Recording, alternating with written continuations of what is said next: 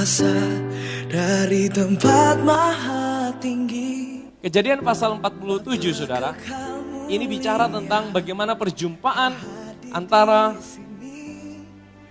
Yusuf membawa keluarganya, kakak-kakaknya dan orang tuanya, yaitu Yakub, untuk berjumpa dengan Firaun. Ya, ini sebuah kisah yang luar biasa. Saya berdoa kita bisa dapatkan sesuatu. Ya, kita akan melihat Yusuf sebagai gambaran daripada pribadi Yesus. Ya, saudara, salah satu yang keunikan dari tokoh Yusuf ini adalah tokoh dalam perjanjian lama yang paling menyerupai dengan Yesus. Dia dijual sama dengan Yesus dijual. Dijual oleh siapa? Oleh saudaranya sendiri. Yesus juga dijual oleh bangsa Israel sendiri. Ya, kemudian dia dibuang ke Mesir. Mesir ini lambangkan dunia. Karena Israel menolak Yesus, kita hari ini bisa beroleh keselamatan, betul? Tapi pada akhirnya Yesus juga akan kembali ke Israel. Pada akhirnya saudara-saudara Yusuf akan kembali menerima Yesus. Satu gambaran yang indah, ada sebuah reuni kembali. Dan Yusuf ini tokoh yang luar biasa. Mari kita buka Kejadian pasal 47. Saya berdoa pagi hari ini kita bisa mendapatkan sesuatu dari kebenaran firman Tuhan. Kejadian 47 ayat yang pertama. Saya akan bacakan dari ayat yang pertama sampai ayat yang ke-12. Kemudian pergilah Yusuf memberitahukan kepada Firaun, ayahku dan saudara-saudaraku beserta kambing dombanya, lembu sapinya, dan segala miliknya telah datang dari tanah Kanaan dan sekarang mereka ada di tanah Goshen. Dari antara saudara-saudaranya itu dibawanya 5 orang menghadap Firaun. Ayat yang ketiga. Firaun bertanya kepada saudara-saudara Yusuf itu, apakah pekerjaanmu? Jawab mereka kepada Firaun, hamba-hambamu ini gembala domba, baik kami maupun nenek moyang kami. Ayat 4. Lagi kata mereka kepada Firaun, kami datang untuk tinggal di negeri ini sebagai orang asing. Sebab tidak ada lagi padang rumput untuk kumpulan ternak hamba-hambamu ini. Karena hebat kelaparan itu di tanah Kanaan. Maka sekarang izinkanlah hamba-hambamu ini menetap di tanah Goshen. Lalu berkatalah Firaun pada Yusuf, ayahmu dan saudara-saudaramu telah datang kepadamu. Tanah Mesir ini terbuka untukmu. Tunjukkanlah kepada ayahmu dan kepada saudara-saudaramu tempat menetap di tempat yang terbaik dari negeri ini. Dan biarlah mereka diam di tanah Goshen. Dan jika engkau tahu di antara mereka orang-orang yang tangkas, tempatkanlah mereka menjadi pengawas ternakku. Yusuf membawa juga Yakub ayahnya menghadap Firaun, lalu Yakub memohonkan berkat bagi Firaun. Kemudian bertanyalah Firaun pada Yakub, sudah berapa tahun umurmu? Terus jawab Yakub pada Firaun, tahun-tahun pengembaraanku sebagai orang asing berjumlah 130 tahun. Tahun-tahun hidupku itu sedikit saja dan buruk adanya. Tidak mencapai umur nenek moyangku, yakni jumlah tahun mereka mengembara sebagai orang asing. Lalu Yakub memohonkan berkat bagi Firaun. Sesudah itu keluarlah ia dari depan Firaun. Yusuf menunjukkan pada ayahnya dan saudara-saudaranya tempat untuk menetap dan memberikan pada mereka tanah milik di tanah Mesir, di tempat yang terbaik di negeri itu, di tanah Ramses, seperti yang diperintahkan Firaun. Ayat 12 terakhir. Dan Yusuf memelihara ayahnya, saudara-saudaranya, dan seisi rumah ayahnya dengan makanan menurut jumlah anak-anak mereka. Nah, Bapak Ibu yang terkasih dalam Tuhan, ini adalah sebuah kisah di mana orang Israel itu seperti dipaksa masuk ke Mesir. Ya, orang Israel itu sebenarnya mereka tidak mau ke Mesir.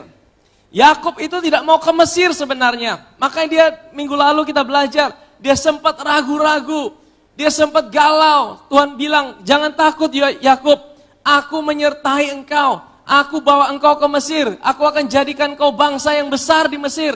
Saudara, kenapa mereka harus dibawa ke Mesir, saudara? Apakah dia tidak bisa dijadikan bangsa yang besar di tanah Kanaan? Kenapa mereka harus dipindahkan ke sebuah negeri yang mereka tidak kenal sebelumnya?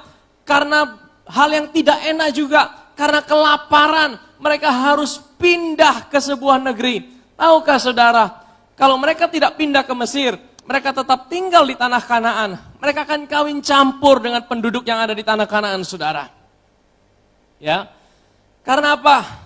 Kalau mereka kawin campur, bangsa Israel tidak lagi menjadi bangsa yang murni. Sehingga apa? Rancangan Tuhan untuk melahirkan juru selamat dari bangsa Israel menjadi kabur, saudara.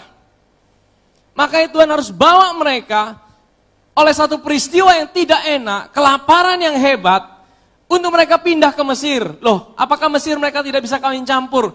Saudara, luar biasanya orang Mesir tidak mau bergaul dengan orang Israel. Bahkan orang Israel dianggap kekejian, karena orang Israel suka pekerjaan mereka menggembalakan kambing domba. Dan itu kekejian buat orang Mesir, sehingga dikatakan mereka bahkan makan semeja makan pun tidak mau. Jadi kalau saudara perhatikan, waktu mereka ke Mesir, mereka dikasih satu tempat khusus terpisah dari orang Mesir. Tapi tempat itu adalah tempat terbaik buat orang Israel.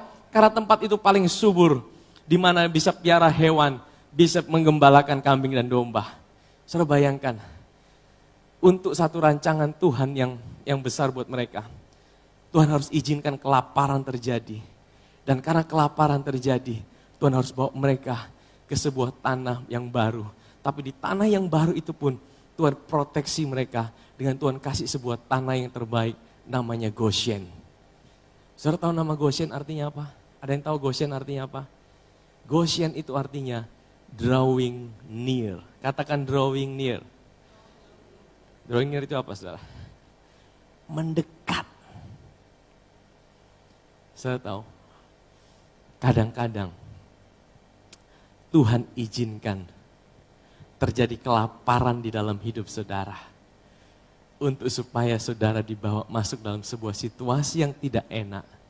Dan melalui situasi yang tidak enak itu, sebenarnya Tuhan mau bawa saudara, mari dekat-dekat dengan aku. Amin, saudara. Terkadang dalam hidup ini, Tuhan izinkan kelaparan terjadi. Kelaparan itu bisa bicara tentang kelaparan secara fisik yang saudara alami dalam hidup ini. Persoalan yang saudara hadapi tidak selesai-selesai. Atau kelaparan di dalam jiwa saudara. Untuk apa? Untuk saudara dibawa masuk dalam sebuah situasi yang saudara sebenarnya tidak mau ada di dalamnya. Mesir itu, orang Israel tidak mau ke Mesir. Mereka tidak suka di Mesir sebenarnya, tapi mereka dipaksa masuk karena tidak ada pilihan. Masuk Mesir atau mati. Karena mereka tinggal, mereka mati. Mereka harus masuk ke Mesir. Tapi di Mesir itu, Tuhan siapkan mereka satu tanah namanya tanah Goshen. Tanah di mana mereka bisa nikmati Tuhan. Saudara, kalau hari ini mungkin kau sedang mengalami sebuah situasi yang seperti yang kau tidak mau ada di dalamnya. Jangan cepat-cepat bersungut-sungut. Jangan-jangan Tuhan sedang sediakan tanah Goshen buat hidup saudara. Untuk saudara bisa ngalamin Tuhan dalam hidup saudara. Saudara bisa ngalamin Tuhan, saudara dibawa Tuhan dekat dengan hidup saudara. Amin, saudara. Ya. Nah, kita akan lihat bagaimana Yakub, saudara, melalui kisah ini, saudara. Sekali lagi saya akan bawa kita dari ayat yang pertama. Saya suka menceritakan ayat per ayat karena di dalam setiap ayat itu ada kebenaran yang bisa kita dapatkan, saudara.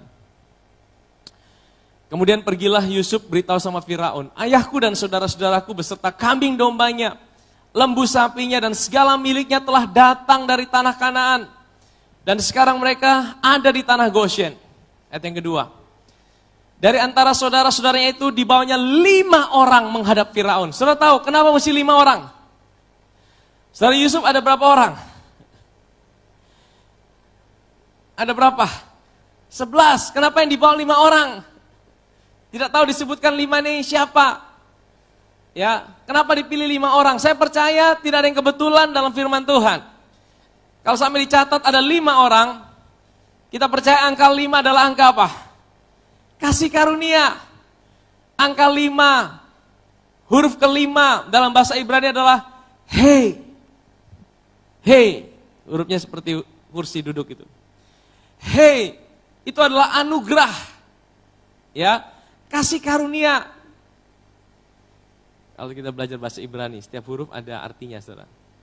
Dan angka 5 itu adalah angka kasih karunia. Saudara tahu kenapa? Ini menggambarkan suatu gambaran yang indah. Yusuf kita siapa, saudara? Yusuf itu gambaran dari siapa? Yesus. Yusuf gambaran dari Yesus. Kita ini gambaran dari saudara-saudara Yusuf yang sebenarnya tidak layak. Saudara bayangkan, saudara-saudara Yusuf itu dibawa ke Mesir dalam keadaan berkelimpahan atau dalam keadaan melarat, saudara. Dalam keadaan melarat, mereka kelaparan.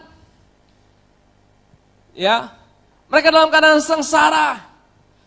Tapi dibawa sama Yusuf dan dibawa menghadap sama Firaun. Dan Yusuf berkata, mereka saudaraku. Artinya Yusuf mau bilang, Firaun, jangan lihat mereka berdasarkan apa yang ada dalam hidup mereka hari ini. Lihatlah mereka karena mereka adalah saudaraku. Yusuf sebagai orang nomor 2 di Mesir. Yusuf sebagai orang yang berkuasa, tidak ada siapapun yang punya kuasa yang lebih besar dari Mesir, di Mesir kecuali Firaun. Semua kuasa sudah diberikan sama Yusuf. Ini gambaran daripada Yesus.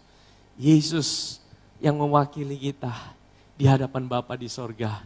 Oleh karena anugerahnya, dia mengidentifikasikannya dirinya dengan hidup saudara dan saya. Hidup saudara yang dipenuhi dengan kegagalan, hidup saudara yang dipenuhi dengan kelemahan, hidup kita yang dipenuhi dengan kebangkrutan, hidup kita yang dipenuhi dengan kegagalan. Tapi Yesus mau identifikasikan dirinya dengan kita. Dan dia bilang di hadapan Bapa, Bapa, jangan lihat mereka sendiri. Lihatlah mereka adalah saudaraku. Lihatlah mereka, terimalah mereka karena engkau menerima aku. Amin saudara. Sebenarnya kita bisa bersyukur untuk hal ini. Ini suatu gambaran yang indah. Bagaimana Bapa di sorga hari ini menerima kita. Bukan karena kita baik, bukan karena apa yang bisa kita buat, bukan karena kelayakan setiap kita, tapi oleh karena apa yang Yesus kerjakan 2000 tahun yang lalu. Yang menjadikan kita kudus dan tak bercacat dan tak bercela di hadapannya. Mari kita buka Efesus pasal yang kelima. Efesus pasal yang kelima, ayat 27 dan 28.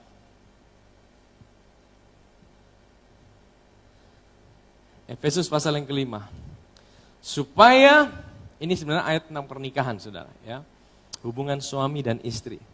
Tapi hubungan suami dan istri itu menggambarkan hubungan antara Kristus dan jemaat. Rahasia ini besar, ya. Supaya dengan demikian, ia menempatkan jemaat, saudara dan saya, di hadapan dirinya dengan apa?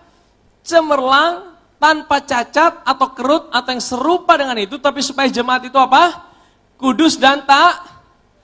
Bagaimana saudara bisa tanpa cacat, tanpa kerut, tidak bercela, kudus dan tidak bercela? Bagaimana caranya saudara? Bagaimana caranya? Tidak bisa dengan kekuatan kita sendiri saudara. Setiap kita sebaik-baiknya kita pasti ada cacat, pasti ada kerut. Betul tidak saudara? Baik secara fisik kita pasti hidup dalam penuaan. Ya, pasti akan hidup dalam penuaan. Kalau semakin tua pasti makin keriput, betul tidak saudara? Demikian pula dalam hidup kita, karakter kita, pasti ada cacat, pasti ada kerut, tidak mungkin tidak ada kelemahan saudara. Amin saudara. Firman Tuhan berkata bahwa kesalahan manusia seperti kain kotor di hadapan Tuhan. Bagaimana caranya menempatkan kita tidak bercacat dan tidak bercela di hadapan Tuhan? Hanya Yesus yang bisa lakukan itu. Hanya Yesus yang bisa lakukan itu. Dengan menempatkan kita ditaruh di dalam Dia. Kalau saudara ditaruh di dalam Kristus, misalnya ini saudara. Ini Kristus. Ini Kristus, ini bukan sulap, bukan sihir ya. Ini Kristus. Ini saudara. Kalau saudara ditaruh dalam Kristus, yang kelihatan siapa? Ini saudara. Kita penuh kelemahan, kita penuh kegagalan, kita penuh dengan kekurangan. Ini Kristus. Kristus sempurna, tidak bercacat, tidak bercelah, tidak bernoda. Bagaimana caranya supaya saudara bisa tidak bercacat, tidak bernoda, tidak bercelah? Ini tidak bisa dicuci dengan apapun juga. Cara satu-satunya, ini harus dimasukkan dalam sini. Waktu ini dimasukkan dalam sini, yang kelihatan adalah Kristus. Saudara dilihat di hadapan Bapa, saudara tidak bercacat, saudara tidak bercelah, saudara kudus, saudara berkenan di hadapan Tuhan. Amin saudara, inilah peristiwa salib, kematian, kebangkitan Tuhan. Inilah pusat daripada Injil itu sendiri saudara. Injil itu bukan bicara usaha kita untuk masuk dalam Kristus. Injil adalah bicara usaha Kristus memasukkan kita di dalam dirinya. Amin saudara. Yusuf membawa 5 saudaranya. dengan kasih karunia dibawa di hadapan Firaun. Menempatkan kita tidak bercacat, tidak bercelah di hadapan Tuhan. Ini bicara identitas kita hari ini, saudara. Kita mesti kuat di sini. Kita bisa gagal, kita bisa punya kelemahan, kita bisa punya kekurangan. Tapi kita mesti tahu identitas kita di hadapan Tuhan. Kita ada di dalam Kristus. Supaya apa? Supaya apapun situasi dan keadaan kita punya keberanian untuk menghampiri Tuhan. Dan kita punya keberanian untuk percaya bahwa Tuhan pasti tidak akan tolak hidup kita. Bukan karena kita baik, tapi karena kita ada di dalam Kristus. Amin, saudara? 5 orang saudara itu bisa diterima oleh Firaun, bukan karena mereka baik, tapi karena mereka dibawa sama Yusuf, diperkenalkan sama Yusuf. Ini saudaraku. Amin, saudara? Yusuf itu gambaran dia mempersatukan apa yang ada di sorga dan apa yang ada di bumi. Gambaran dari Yesus yang mempersatukan hidup kita dengan sorga. Kita bisa dipersatukan dengan sorga hanya oleh karena karya Tuhan kita Yesus Kristus. Amin, saudara. Ya. Nah, mari kita teruskan, saudara. Ayat berikutnya. Firaun bertanya kepada saudara-saudara Yusuf, apa pekerjaanmu? Jawab mereka pada Firaun, hamba-hamba ini gembala domba. Ya, oleh karena mereka gembala domba, mereka ditaruh di tanah Goshen. Tapi itu semua rancangan Tuhan, saudara. Baik kami maupun nenek moyang kami. Ayat yang keempat. Lagi kata mereka kepada Firaun, kami datang untuk tinggal di negeri ini sebagai orang asing. Katakan orang asing. Apa artinya orang asing? Orang asing itu artinya mereka itu cuma numpang sementara. Kalau kita disebut warga negara asing, kita tidak punya hak untuk apa? Tinggal ya untuk selamanya di negeri ini. Betul tidak, saudara? Kalau saudara WNA, ya, saudara mungkin bisa tinggal sementara orang asing. Tapi saudara, hak-hak saudara tidak bisa sama dengan WNI. Kalau kita juga bukan warga negara Amerika, kita pergi ke Amerika, kita sebagai warga negara asing di sana.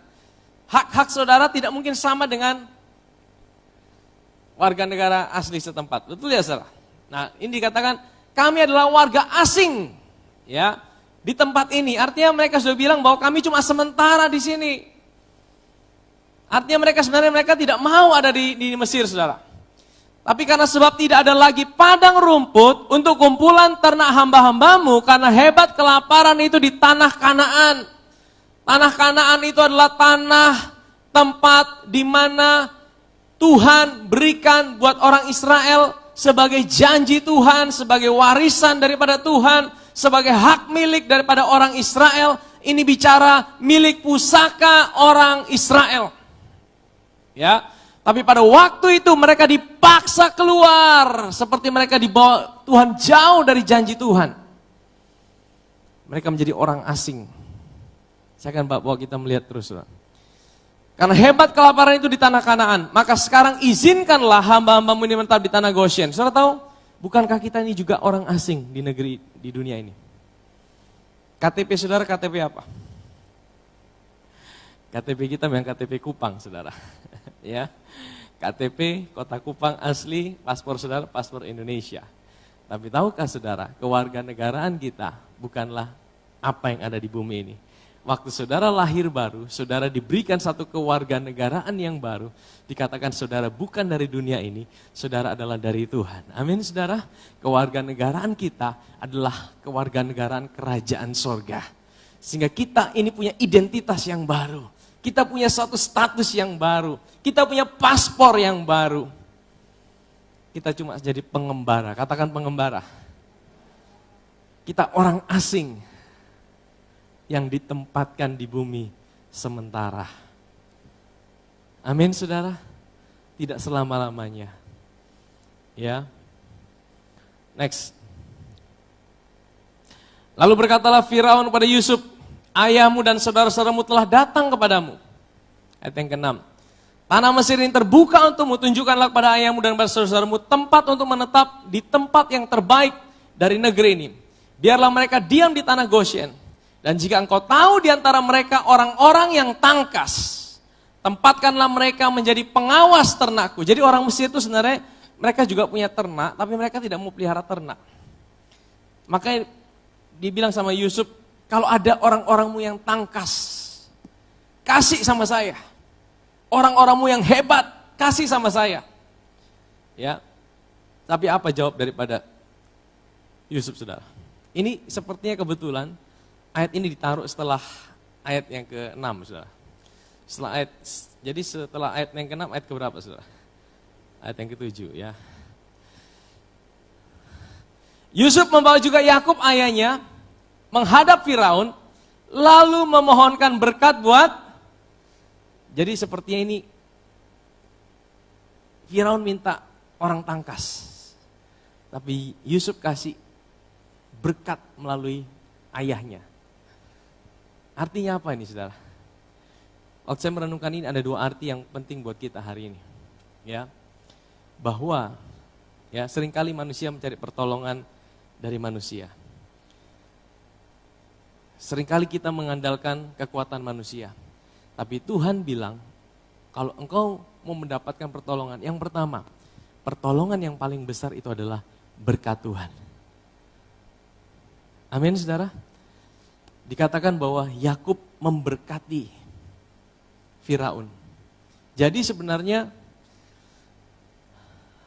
seringkali kita mensalahartikan berkat itu berupa sesuatu. Wah, kalau saya dapat pekerjaan itu berkat. Saya dapat uang itu berkat. Saya dapat jabatan itu berkat. Saudara, sebenarnya tidak salah. Tapi sebenarnya berkat itu bukan sekedar yang lain itu, saudara. Berkat itu adalah seorang pribadi. Saudara tahu kata berkat itu dari bahasa Ibrani katanya apa?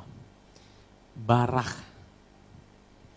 Makanya kalau bahasa Arab itu ada barokah. Saudara tahu barokah? Berkah, barokah.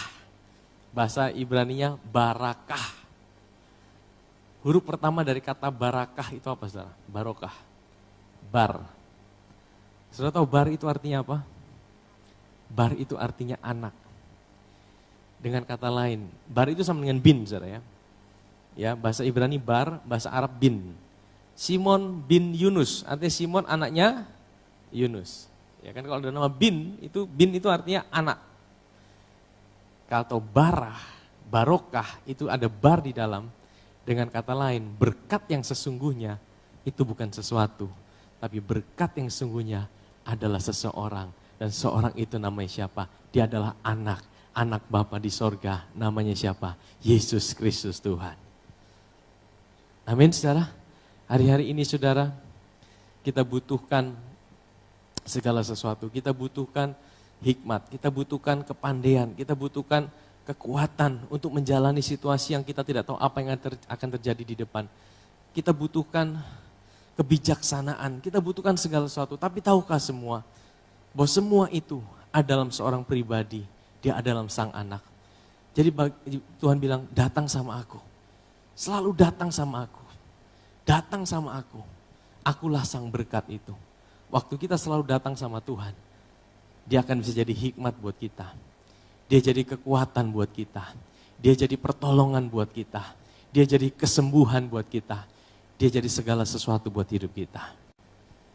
Amin, saudara. Yang kedua, saudara, waktu saya baca ayat yang ke-7 ini, dikatakan Yakub memberkati Firaun. Saudara, kalau menurut saudara, kira-kira yang memberkati yang lebih besar atau yang diberkati yang lebih besar?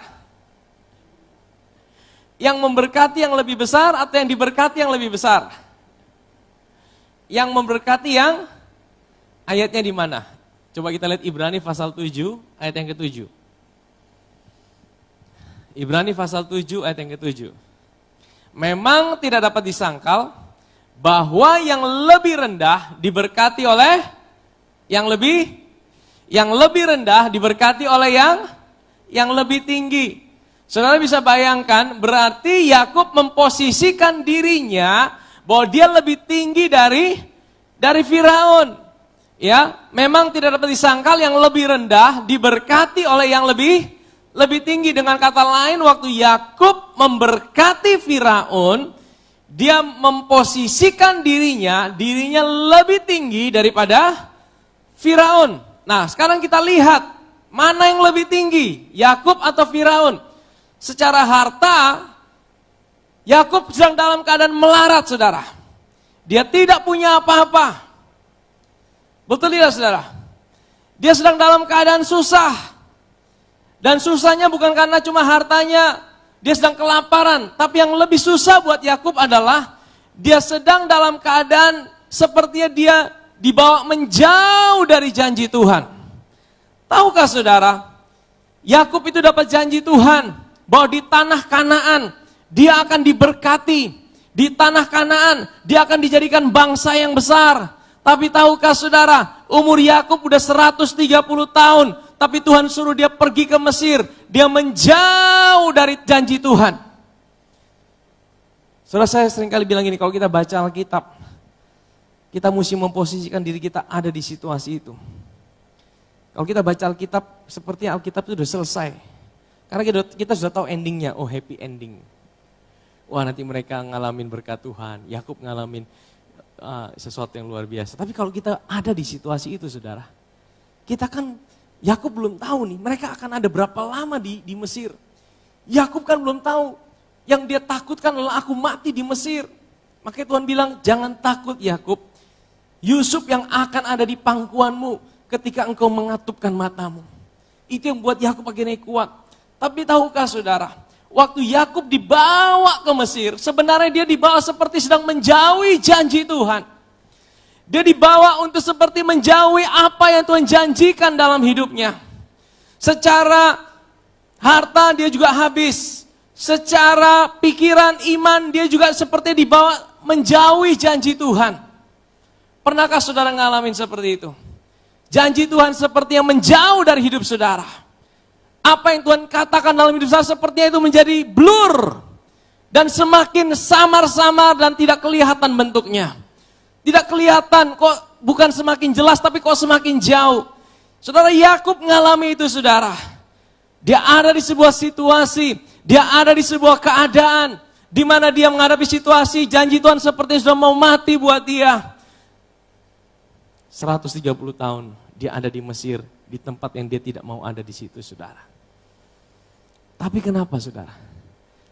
Iman Yakub itu, saudara, tidak mati, saudara. Dari mana bisa kita lihat? Dia bisa lihat, dia bisa memberkati Firaun.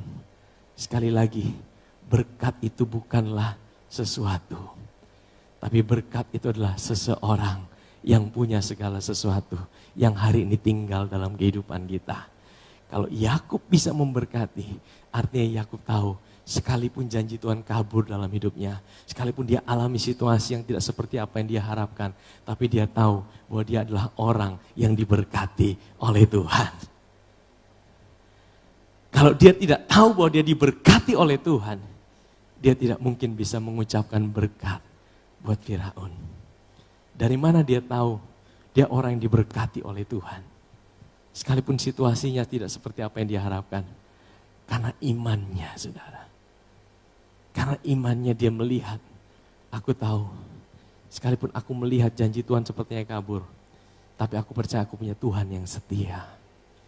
Kalau saudara bisa melihat Tuhan dalam kehidupanmu, sekalipun Tuhan tidak engkau lihat, tapi engkau bisa percaya bahwa dia menyertai kehidupanmu, bahkan sekalipun situasimu tidak seperti apa yang engkau harapkan, di situ engkau diberikan kemampuan untuk bisa mengucap syukur. Amin, saudara. Engkau bisa mengucap syukur karena engkau bisa melihat Tuhan. Bahkan di tengah-tengah situasi yang terlalu sulit, sepertinya janji Tuhan kabur. Sepertinya kok janji Tuhan semakin tidak nyata. Saudara bayangkan dia harus ada di tanah Mesir, udah tua. Janji Tuhannya di Kanaan, dia di Mesir.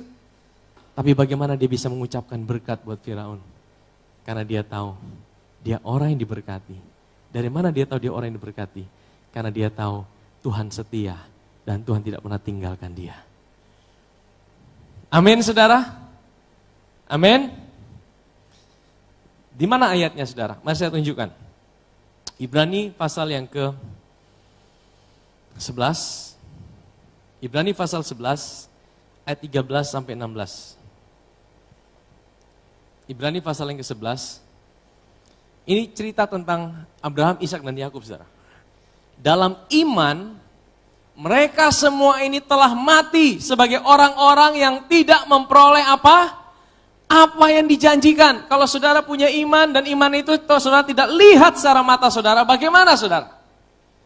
Mereka sampai mati, Yakub sampai mati, Yakub tidak mati di tanah Kanaan saudara. Yakub mati di tanah Mesir. Yakub mati seperti jauh dari janji Tuhan. Setelah dia mati baru setelah dia mati baru dia dikuburkan di Israel, di Gua Makmelah oleh Yusuf. Ya, saya udah pernah ke situ. Mungkin ada tempat ini yang udah pernah ke situ ya, Gua Makpelah. Itu di daerah Beersheba. Itu kuburan Abraham, Ishak dan Yakub ada di situ, saudara. Gua Makpelah. Nah, saudara, tapi dia matinya di Mesir. Tapi apa firman Tuhan bilang apa? Dalam iman, mereka semua ini telah mati sebagai orang-orang yang tidak memperoleh apa yang dijanjikan. Tetapi yang hanya dari jauh melihatnya dan melambai-lambai kepadanya. Yang mengakui bahwa mereka adalah apa? Orang asing. Mereka tahu bahwa mereka orang asing di tanah Mesir. Bagi Yakub di tanah Mesir itu orang asing. Ya. Dan pendatang di bumi ini. Bagi kita hari ini, kita ini orang asing di bumi ini, saudara. Amin, saudara. Kita ini orang asing. Bagaimana kita bisa melihatnya? Dengan iman. Bagaimana saudara tahu saudara pasti masuk surga? Dengan apa? Dengan iman. Ya. Tanah yang dijanjikan itu bicara tentang apa yang Yesus sudah kerjakan buat kita. Kita orang asing dan kita adalah apa? Pengembara. Mari coba baca sekali lagi. Kita adalah orang asing dan kita pendatang di bumi ini. Ayat 14. Sebab mereka yang berkata demikian menyatakan bahwa mereka dengan rindu mencari suatu tanah air. Yakub rindu untuk pulang ke sana. Ayat 15. Dan kalau sekiranya dalam hal itu mereka ingat akan tanah asal yang telah mereka tinggalkan, maka mereka cukup punya kesempatan untuk pulang ke situ. Ayat 16. Tapi sekarang mereka merindukan tanah air yang lebih baik. Jadi tanah Kanaan itu bagi kita hari ini bukan lagi suatu lokasi, tapi sebuah tanah air yang lebih baik. Apa itu saudara? Next. Yaitu satu tanah air sorgawi. Sebab itu Allah tidak malu disebut Allah mereka, karena ia telah mempersiapkan sebuah kota bagi mereka. Jadi ini bicara dua hal, tanah air sorgawi ini bicara dua hal bagi kita hari ini. Yang pertama, setiap kita yang akan mati, kita pasti akan masuk surga. Itu jaminannya, saudara. Jadi dari mana kita tahu? Ya kita percaya. Ada yang udah pernah ke surga? Belum ada. Ya. Tapi apa yang dikatakan oleh firman Tuhan kita percaya. Yakub pun dia tidak kembali ke Kanaan. Tapi bagaimana dia percaya dia akan kembali ke Kanaan? Dengan iman. Sekalipun dia tidak melihat. Amin, saudara. Tapi tanah air surga itu juga bicara tentang apa yang Yesus kerjakan buat kita 2000 tahun yang lalu. Itulah tempat peristirahatan kita. Maksudnya apa, saudara? Hari ini, sekalipun engkau belum melihat segala sesuatu seperti apa yang kau harapkan. Tapi oleh karena apa yang Yesus sudah kerjakan buat kita 2000 tahun yang lalu. Engkau boleh percaya, engkau boleh ada dalam damai sejahtera. Engkau boleh tetap ada dalam kekuatan. Karena engkau percaya bahwa kita punya Tuhan yang setia. Amin, saudara? Amin. Itulah tempat peristirahatan yang Tuhan kerjakan buat kita. Tapi kita kembali ke kitab Kejadian, saudara. Nah, Yusuf juga membawa Yakub, ayahnya menghadap Firaun, lalu Yakub memohonkan berkat bagi Firaun. Jadi Yakub tahu, aku tahu, sekalipun situasiku tidak seperti apa yang aku harapkan, sekalipun aku ada di tanah orang asing, sekalipun aku pengembara, tapi aku tahu siapa diriku dalam Tuhan, aku tahu identitasku, aku punya Tuhan yang besar, aku punya Tuhan yang setia, aku punya Tuhan yang tidak pernah tinggalkan aku punya Tuhan yang selalu ada buatku. Sehingga apa, saudara, di tengah situasi yang sulit sekalipun, saudara bisa tetap jadi berkat. Amin. Di tengah situasi yang sulit sekalipun, saudara bisa tetap jadi berkat. Kalau saudara di tengah situasi yang sulit, saudara menggerutu, bersungut-sungut, saudara tidak bisa jadi berkat, saudara. Saudara akan bilang, bagaimana aku bisa jadi berkat? Hidupku sendiri masih susah. Hidupku sendiri tidak pernah ngalamin pertolongan. Tapi kalau saudara bisa melihat Tuhan di tengah situasi sulit yang sedang kau hadapi, di situ hidupmu bisa menjadi berkat. Amin, saudara. Yang pertama, Berkat ini bukan bicara apa yang kau bisa berikan buat orang, tapi apa yang orang lihat tentang hidupmu. Ini orang bisa tetap bersyukur ya, sekalipun di tengah-tengah situasi yang sulit, pasti ada Tuhan dalam kehidupannya. Amin saudara. Dan orang mulai mau kenal Tuhan melalui hidup saudara. Ya. Next, terus ayat yang ke-8. Kemudian bertanyalah Firaun pada Yakub, sudah berapa tahun umurmu? Jawab Yakub pada Firaun, tahun-tahun pengembaraanku sebagai orang asing berjumlah 130 tahun. Sudah tahu, dalam bahasa Inggrisnya dikatakan bukan tahun-tahun, tapi dikatakan hari-hari. Ya. Hari-hari dalam tahun-tahun pengembaraanku sebagai orang asing itu berjumlah 130 tahun. Makanya bahasa Inggris ini lebih lengkap saudara. Kadang-kadang penerjemahan dalam bahasa Indonesia ini ada yang kurang. Ya. Makanya kalau saya baca Alkitab saya selalu suka compare. Bahasa Inggrisnya bagaimana, bahasa Indonesia bagaimana, supaya dapatkan arti yang lebih jelas, saudara. Jadi dikatakan hari-hari, kenapa hari-hari? Karena dikatakan hari-hari hidupku itu cuma sedikit saja. Saudara bayangkan 130 tahun itu sedikit atau banyak, saudara? 130 tahun itu banyak atau sedikit, saudara? Tapi ya Yakub mau bilang itu cuma sedikit. Hari-hari hidupku cuma sedikit. Artinya saudara, saya merenungkan ini dua arti. Saya pernah share gini, bahwa ada hari-hari dalam hidup kita di mana kita jauh dari Tuhan, itu tidak diperhitungkan sama Tuhan, saudara. Tuhan itu hanya lihat hari-hari di mana engkau berjalan dalam tuntunan Tuhan. Yang lain itu dihapus sama Tuhan. Bisa jadi seperti itu sehingga Yakub bilang hari-hariku cuma sedikit. Karena banyak dalam tahun-tahun kehidupannya, dia jauh dari Tuhan. Kalau saudara lihat pergumulan hidupnya, tantangan dalam kehidupannya, kesulitan yang dia hadapi. Ya. Berapa tahun dia sempat lupa sama Tuhan. Bukankah ini hidup kita sebagai manusia? Seringkali kita juga seringkali lupa sama Tuhan. Tapi Tuhan tidak pernah lupa sama kita. Apapun keadaanmu, dia selalu bawa engkau kembali ke Goshen.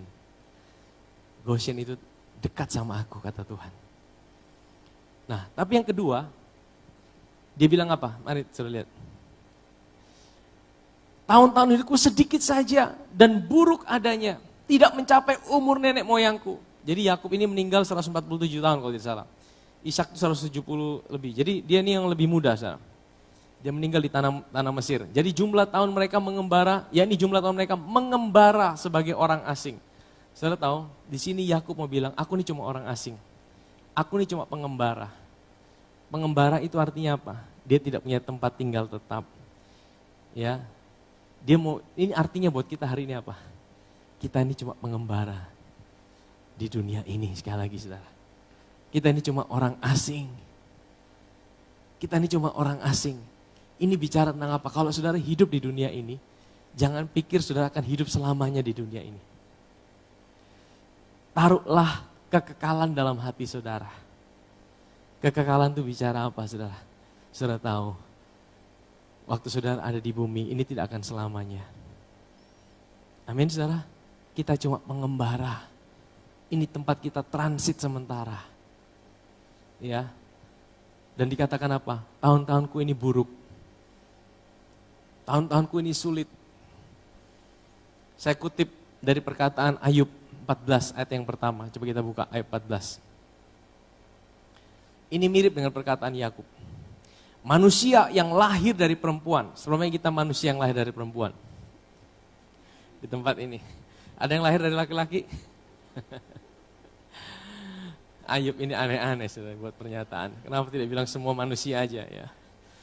Manusia yang lahir dari perempuan. Singkat umurnya. Ya.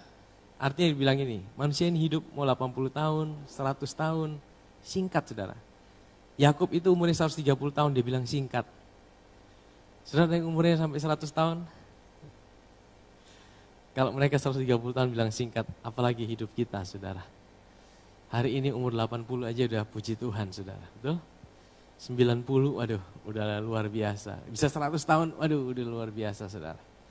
Tapi itu pun dibilang itu cuma singkat. Dan bukan hanya singkat, penuh kegelisahan. tadi Yakub bilang penuh dengan hal yang buruk. Maksudnya apa saudara? Dalam bahasa Inggris saya katakan penuh dengan trouble, masalah. Saya bilang gini, ada teologi yang mengajarkan kita harus teologi penderitaan. Cari penderitaan supaya berkenan di hadapan Tuhan. Kalau seorang tidak menderita, dia tidak mungkin berkenan di hadapan Tuhan. Saya bilang, saudara tidak perlu cari penderitaan. Penderitaan yang akan cari hidup saudara. Percaya tidak saudara? Saudara tidak perlu cari penderitaan. Penderitaan akan cari hidup saudara. Karena setiap orang yang lahir dari manusia dikatakan hidupnya pasti ada kegelisahan masalah. Penderitaan itu bukan hanya bicara tentang apa yang ada di luar hidup kita. Bukan hanya bicara tentang tidak ada uang atau apa pas-pasan. Saudara, kalau saudara lihat banyak orang ya, artis-artis terkenal, punya uang yang banyak, ada orang yang kaya, kenapa dia bisa bunuh diri saudara? Artinya, penderitaan yang sungguhnya itu ada dalam jiwa kita. Dalam batin kita, dalam jiwa kita. Itu peperangan yang sungguhnya saudara. Dan itu bisa menimpa siapa saja saudara. Makanya kita tidak usah cari penderitaan. Penderitaan itu akan mendatangi saudara. Tapi bagaimana kita mengelola penderitaan itu? Bagaimana kita meresponinya? Dengan kita selalu menyadari siapa kita dalam Tuhan. Amin saudara. Sadari identitas kita di dalam Tuhan. Sadari bahwa aku adalah kepunyaan Tuhan. Aku adalah biji mata Tuhan. Aku punya kebenaran Tuhan yang Tuhan masukkan dalam hidupku. Tadi itu. Kita dijadikan benar. Kadang kita bisa gagal. Kadang kita bisa ada di gunung. Kadang kita bisa ada di lembah. Tapi kalau kita tahu bahwa hidup kita adalah dalam Kristus. Dan dia tidak pernah meninggalkan kita. Kita bisa menang atas yang namanya penderitaan, pergumulan yang ada dalam hidup kita. Amin saudara, bukan berarti masalah kita langsung selesai. Bukan berarti persoalan kita langsung selesai. Tapi bagaimana kita bisa meresponi dengan sesuatu yang berbeda ketika kita ada dalam setiap persoalan yang ada dalam hidup kita. Amin saudara. Amin. Ayub berkata, hidupku cuma singkat dan penuh dengan kegelisahan. Yakub berkata, hari-hariku juga cuma singkat dan penuh dengan hal yang buruk. Ya, artinya sebenarnya mereka mau bilang ini, hidup kita di dunia ini cuma sementara. Kita ini adalah orang asing dan kita sedang ada dalam pengembaraan. Ada yang mau cepat-cepat pulang? Kalau ini bukan rumah kita, ada yang mau cepat-cepat pulang? Oh, tidak ada ya, mau suka mengembara terus ya. Kalau saya ditanya mau cepat mau dapat rumah permanen atau mau kos-kosan terus? Oh, pasti semua mau rumah permanen, betul tidak saudara? Betul tidak? Ada yang mau kontrak terus atau mau dapat rumah permanen? Tapi kalau disuruh pulang cepat-cepat, jangan dulu. Artinya kita mau terus mengembara di bumi ini saudara. Nah saudara gini, kalau kita masih diizinkan Tuhan mengembara, ya artinya Tuhan masih punya tugas dan tanggung jawab buat hidup kita. Amin. Kalau Tuhan masih izinkan saudara, saya pakai istilah mengembara, pinjam istilahnya Yakub, orang asing, kita orang asing di bumi. Kalau kita masih diizinkan mengembara sementara di bumi, artinya Tuhan punya tugas dan tanggung jawab buat hidup kita.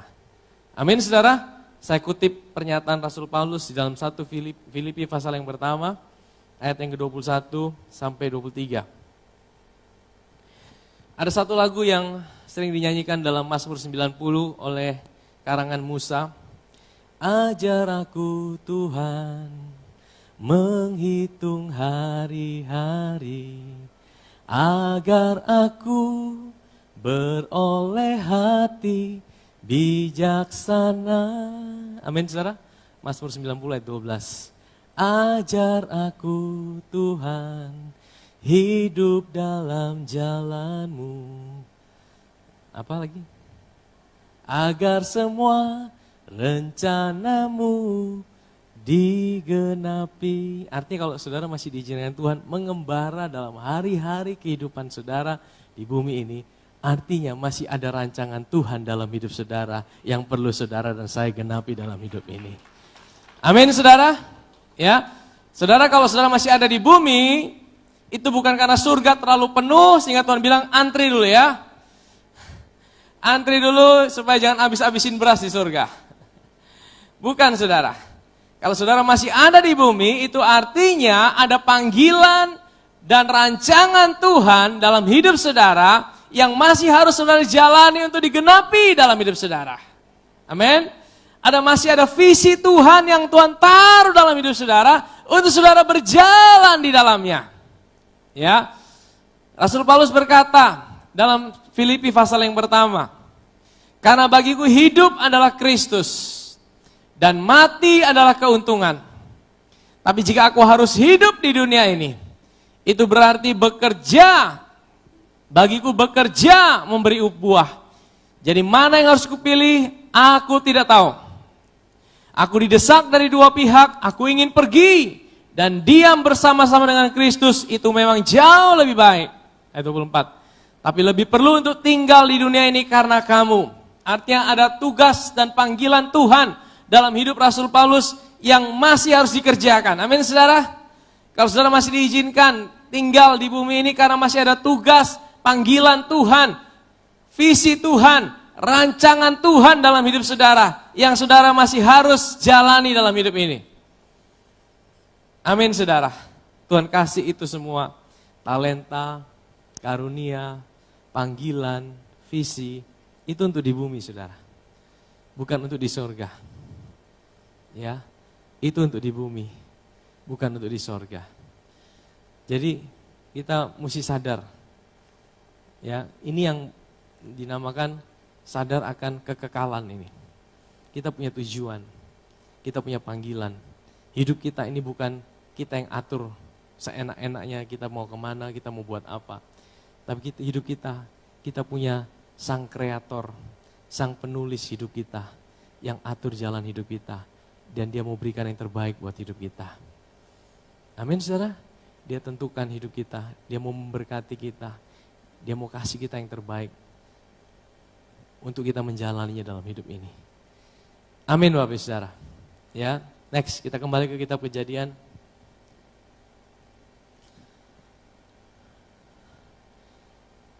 Jawab Yakub pada Firaun, tahun-tahun pengembaranku sebagai orang asing 130 tahun, tahun-tahun hidupku sedikit saja dan buruk adanya tidak mencapai umur nenek moyangku, yaitu jumlah tahun mereka mengembara sebagai orang asing. Ayat yang ke-10. Lalu Yakub memohonkan berkat bagi Firaun. Sekali lagi Yakub memohonkan berkat bagi Firaun. Setelah itu keluarlah ia dari depan Firaun. Ayat yang ke-11. Yusuf menunjukkan kepada ayahnya dan saudara-saudaranya tempat untuk menetap dan memberikan kepada mereka tanah milik di tanah Mesir, tempat yang terbaik di negeri itu, di tanah Ramses seperti yang diperintahkan Firaun. Ayat yang ke-12, yang terakhir. Dan Yusuf memelihara ayahnya dan saudara-saudaranya dan seisi rumah ayahnya dengan makanan menurut jumlah anak-anak mereka. Ini ayat yang terakhir saudara. Yusuf memelihara ayahnya, saudara-saudaranya, seisi rumah ayahnya dengan makanan. Di mana saudara? Di tanah Goshen. Menurut jumlah anak-anak mereka. Tuhan tidak akan pernah biarkan kita kelaparan. Sekalipun engkau ada di tanah Mesir, sekalipun engkau ada di tempat di mana engkau tidak inginkan, sekalipun engkau ada di situasi di mana seperti engkau tidak pengen ada di dalamnya. Tapi ketika engkau tinggal di tanah Goshen, Goshen itu bicara apa tadi? Drawing near. Goshen itu bicara apa? Tuhan bawa engkau dekat. Tuhan itu tidak pernah jauh dari hidup kita. Kebenarannya adalah hari ini kita jadi satu dengan Tuhan. Dia tidak bisa tinggalkan kita, tapi kita bisa lupa sama dia.